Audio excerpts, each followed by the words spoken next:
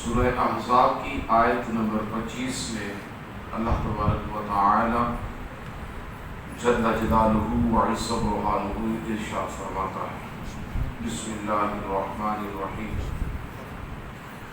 وَرَدَّ اللَّهُ الَّذِينَ كَفَرُوا بِغَيْظِهِمْ لَمْ يَنَالُوا خَيْرًا وَكَفَى اللَّهُ الْمُؤْمِنِينَ الْقِتَالَ وَكَانَ اللَّهُ قَوِيًّا عَزِيزًا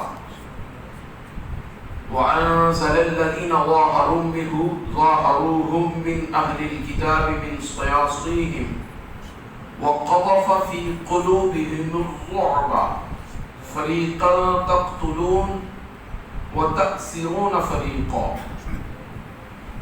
وَأَوْرَثَكُمْ أَرْضَهُمْ وَدِيَارَهُمْ وَأَمْوَالَهُمْ وَأَرْضًا لَّمْ تَطَئُوهَا وَكَانَ اللَّهُ عَلَى كُلِّ شَيْءٍ قَدِيرًا۔ آیت نمبر 25 میں اللہ تعالیٰ نے فرمایا وَرَدَّ اللَّهُ الَّذِينَ كَفَرُوا بِغَيْظِهِمْ، اور لوٹا دیا اللہ تبارک و تعالیٰ نے کافروں کو، وَرَدَّ اللَّهُ الَّذِينَ، لوٹا دیا اللہ تعالیٰ نے ان لوگوں کو جنہوں نے کفر کیا، بِغَيْظِهِمْ، ان کو اپنے غصے میں ہی، لَمْ يَنَالُوا خَيْرًا، انہیں بالکل کوئی بھلائی نہ مل سکی، وَكَفَى اللَّهُ الْمُؤْمِنِينَ الْقِتَالَ، اور کافی ہے اللہ تعالی مومنوں کو قتال پر۔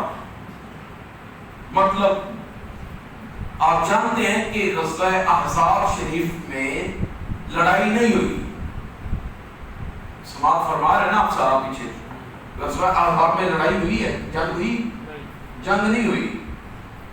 وہ اللہ تبارک و تعالیٰ کی مدد، نصرت آندھی کی صورت میں وہ سارا سلسلہ آیا، اور کفار جو 12,000 کا لشکر جس ارادے کے ساتھ اور جس ایک ہمت کے ساتھ اور جو کچھ سوچ کر وہ آئے تھے، ہم یہ کرتے ہیں، ذرا پیچھے سے آپ سوچیں جو ہم نے آغاز میں احزاب شریف کے، کہ جب بنی قریظہ کو حضور علیہ السلام نے مدینہ سے باہر نکالا اور وہ نکل کر خیبر پر گئے، خیبر میں جا کے پھر انہوں نے آپس میں مشاورت کی اور مکہ کے لوگوں کو آپس میں ابو سفیان سے ملاقات کرنے کے بعد انہوں نے جو پلان کیا، یاد ہے نا پیچھے سارا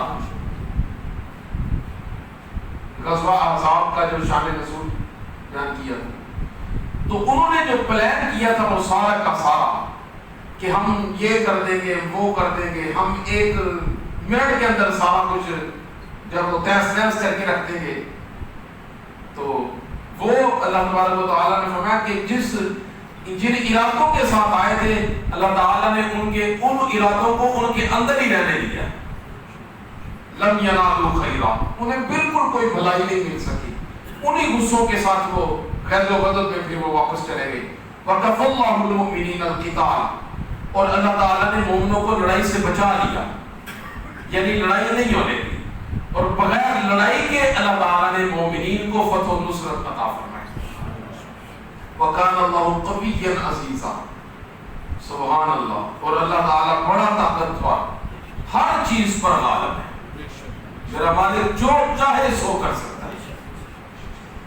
وَأَنزَلَ الَّذِينَ ظَاهَرُوهُم مِّنْ أَهْلِ الْكِتَابِ مِنْ صَيَاصِيهِمْ وَقَذَفَ فِي قُلُوبِهِمُ الرُّعْبَ فَرِيقًا تَقْتُلُونَ وَتَأْسِرُونَ فَرِيقًا، اور اہل کتاب سے جن لوگوں نے کفار کی امداد کی تھی، اللہ تعالیٰ نے انہیں ان کے دلوں سے اتارا اور ان کے دلوں میں روک ڈال دیا، سبحان اللہ۔ فریقاً تقتلون، ایک گروہ کو تم نے قتل کر دیا، وتأسرون فریقا، ایک گروہ کو تم قتل کر رہے ہو اور دوسرے کو قیدی بنا رہے ہو۔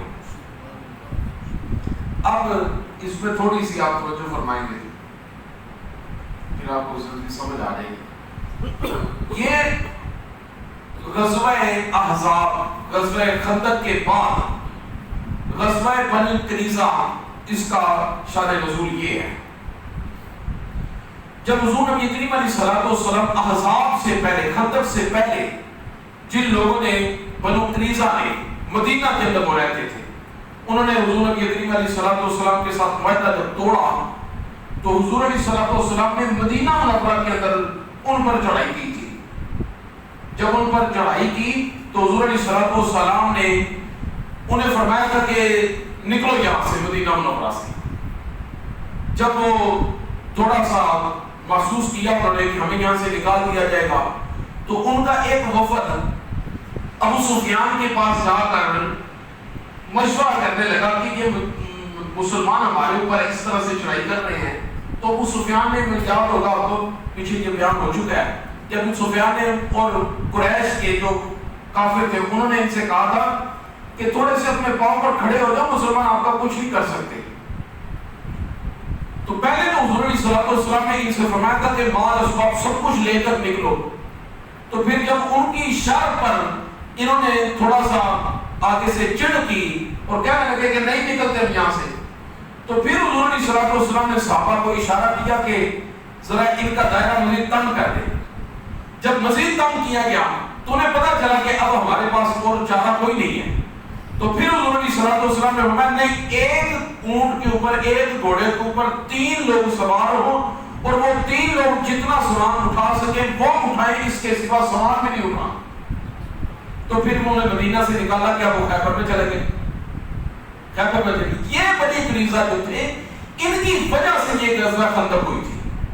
کیوں کہ جب ان کو خیبر پر نکالا گیا تو انہوں نے نکل کر اپنی سازشوں سے پھر بھی باز نہ آئے.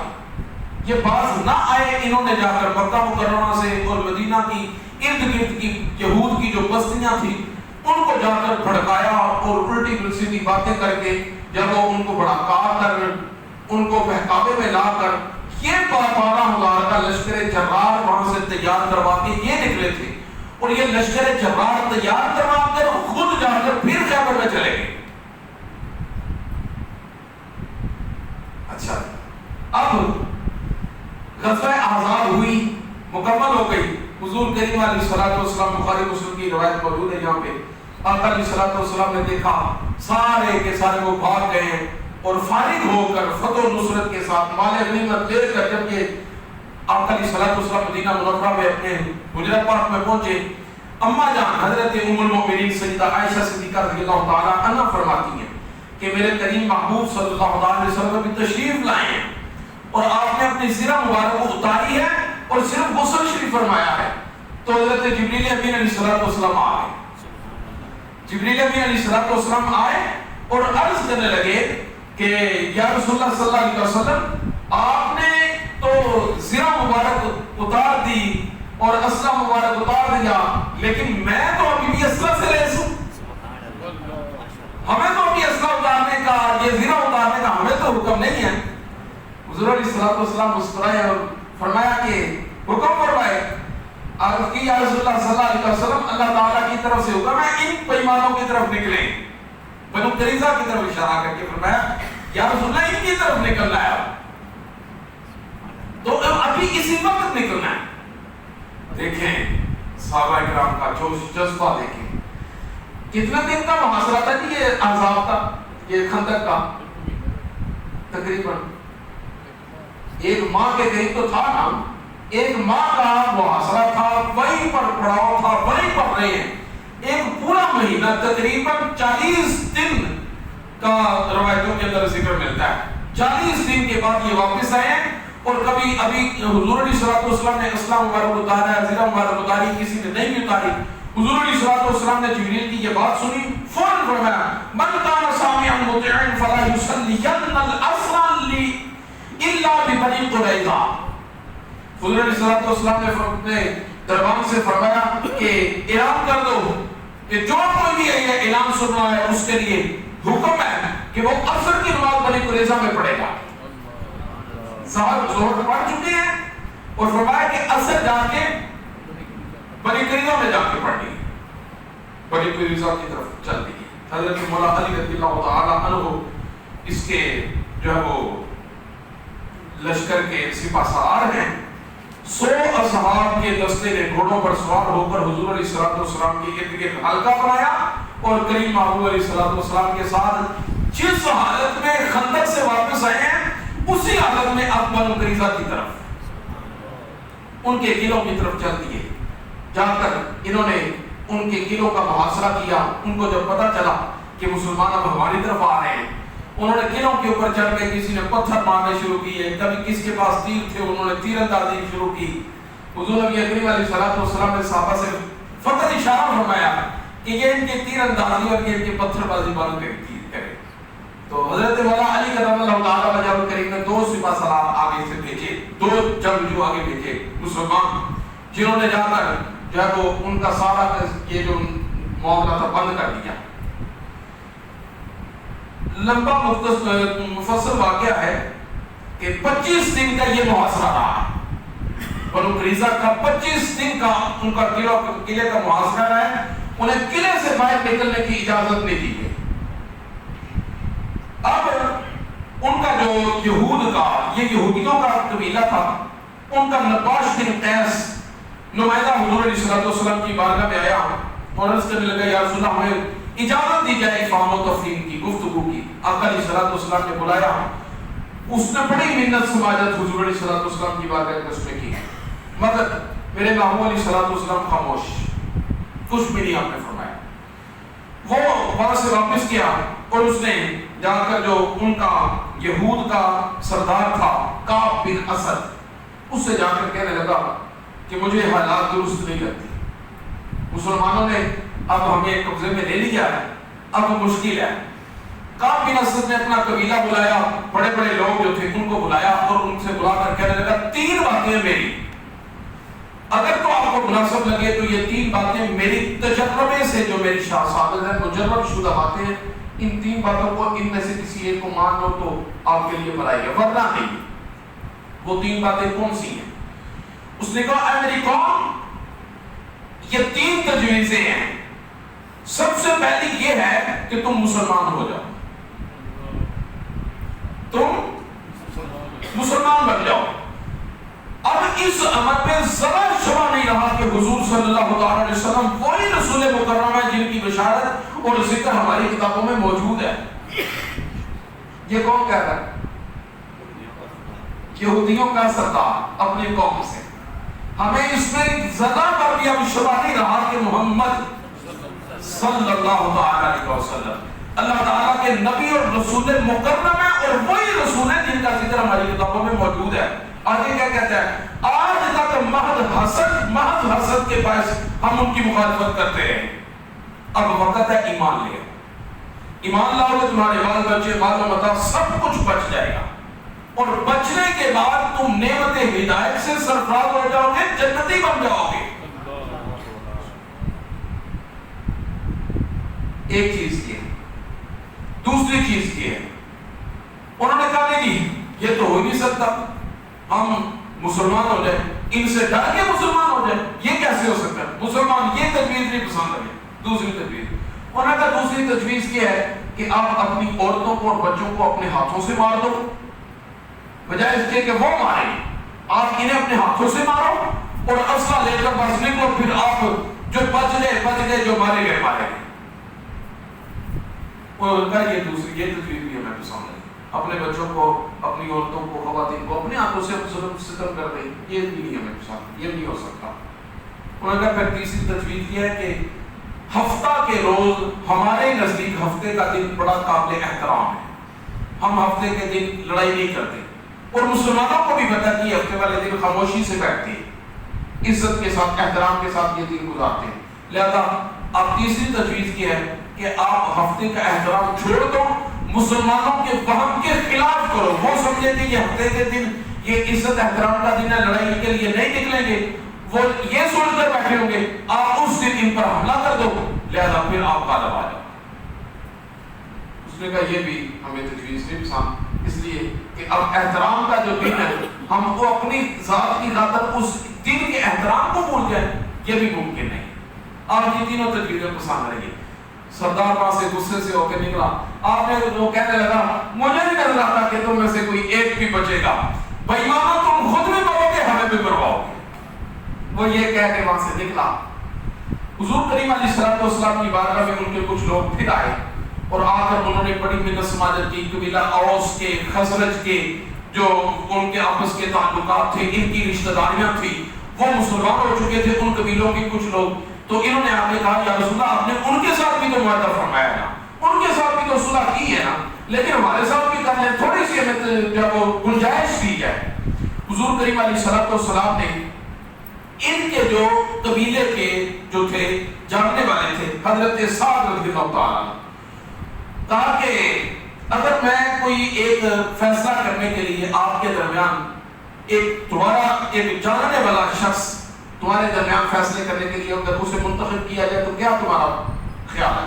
وہ کہنے لگے کس کو منتخب کریں گے؟ حضور کریم علیہ الصلوۃ والسلام نے فرمایا حضرت سعد کو.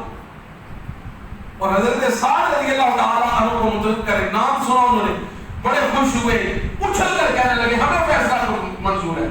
حضور کریم علیہ الصلوۃ والسلام نے دیکھ لو حضرت سعد نے جو فیصلہ کیا تمہیں ماننا پڑے گا، ہم بھی مانیں گے. کہنے لگے ٹھیک ہے. اب دربدر حضرت سعد رضی اللہ تعالیٰ عنہ حضور علیہ الصلوۃ والسلام کے صحابی بھی ہیں، جاننثار بھی ہیں، وفا شعار بھی ہیں. یہ ممکن ہی نہیں کہ حضرت سعد رضی اللہ تعالیٰ عنہ کو ادھر ادھر کا فیصلہ کرے.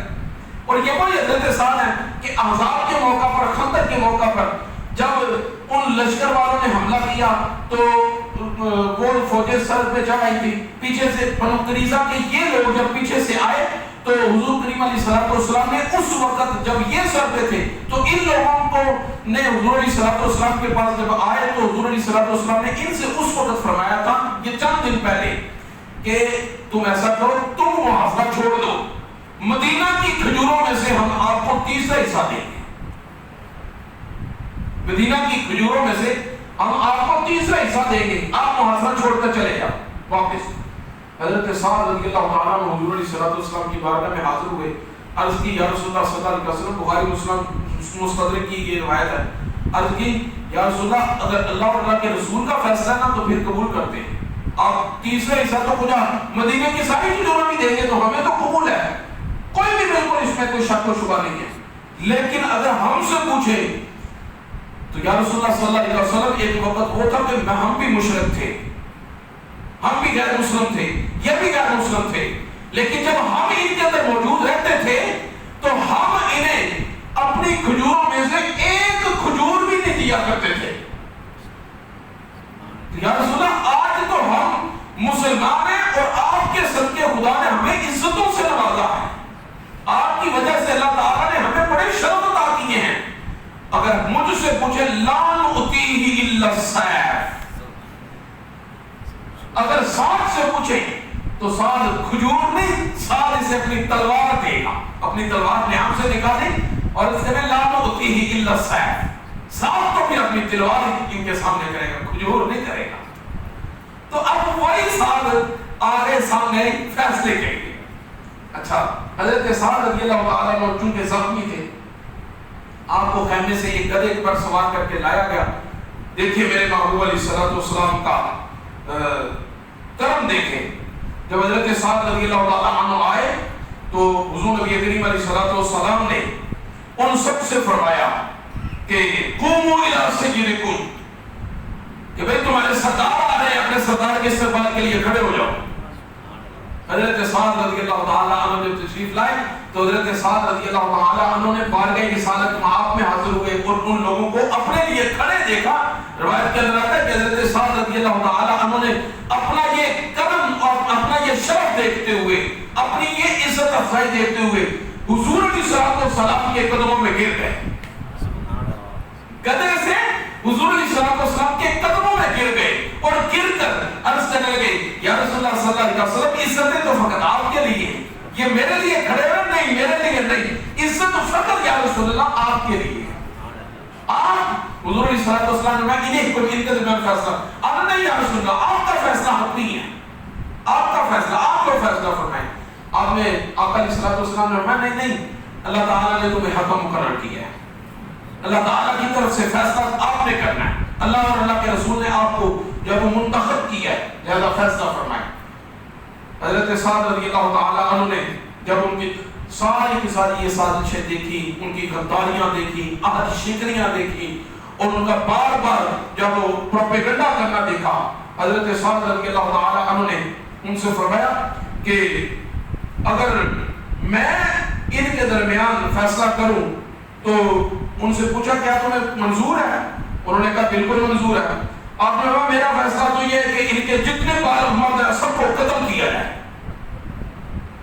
ان کے سارے مرد مارے جائیں، کوئی ایک بھی بالغ ان میں سے زندہ نہ رہے، ان سب کو قتل کیا جائے، عورتوں اور بچوں کو غلام بنایا جائے، اور ان کے مال اور جائیداد یہ ساری مہاجرین انصار کے اندر تقسیم کر دی جائے۔ حضور کریم علیہ الصلوۃ والسلام نے جب ان کا یہ فیصلہ سنا، آقا علیہ الصلوۃ والسلام نے فرمایا لقد حکمت فیہم بحکم اللہ تعالی من فوق سبعۃ اوقیہ، ایسا تو نے اللہ اور اللہ کے رسول کے حکم کے مطابق، ان کی مرضی کے مطابق فیصلہ کیا۔ سبحان اللہ، سبحان اللہ، اللہ اور اللہ کے رسول کا بھی یہی حکم ہے جو آپ نے فیصلہ فرمایا۔ حضرت سعد رضی اللہ تعالی عنہ کے فیصلے کے بعد تقریباً ان کے روایتوں کے اندر آتا ہے کہ 700 کے قریب لوگوں کو خندق کے اس میدان کے اندر مار کر ان کی گردنیں اتاری گئی، جنہوں نے رسول کریم علیہ الصلوۃ والسلام اور مسلمانوں کے ساتھ بدعہدی کی تھی۔ ان کی طرف اب یہ سارا اشارہ ہے۔ اللہ تبارک و تعالی نے ارشاد فرمایا کہ وَأَنزَلَ الَّذِينَ ظَاهَرُوا مِنْهُمْ مِنْ أَهْلِ الْكِتَابِ مِنْ صَيَاصِيهِمْ، اہل کتاب سے جن لوگوں نے کفار کی مدد کی تھی، اللہ تعالیٰ نے انہیں ان کے قلعوں سے اتارا، قلعوں سے نیچے اتارا۔ وَقَذَفَ فِي قُلُوبِهِمُ الرُّعْبَ، 25 دن کے محاصرے کے بعد ان کے دلوں میں خدا نے رعب ڈال دیا۔ فَرِيقًا تَقْتُلُونَ وَتَأْسِرُونَ فَرِيقًا، ایک گروہ کو تم قتل کر رہے ہو جتنے مارے گئے، وَتَأْسِرُونَ فَرِيقًا، اور ایک گروہ کو قیدی بنا رہے ہو، جتنے بچے اور عورتیں جتنے ان سب کو قیدی بنا لیا گیا۔ وَأَوْرَثَكُمْ أَرْضَهُمْ وَدِيَارَهُمْ وَأَمْوَالَهُمْ، اور اللہ تعالیٰ نے تمہیں وارث بنا دیا ان کی زمینوں، ان کے مکانوں اور ان کے مال و متاع کا۔ وَأَرْضًا لَمْ تَطَئُوهَا، اور وہ ملک بھی خدا نے جو تمہیں عطا کر دیے جو تم نے دیکھے بھی نہ تھے۔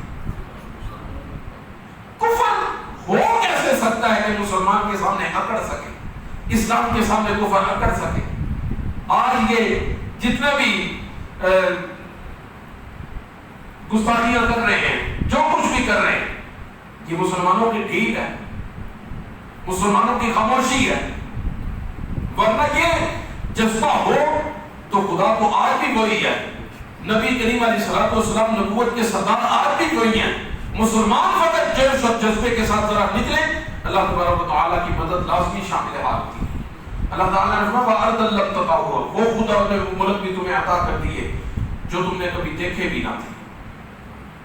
وَكَانَ اللَّهُ عَلَىٰ كُلِّ شَيْءٍ قَدِيرًا، اور اللہ تبارک و تعالیٰ ہر چیز پر قادر کریم ہے۔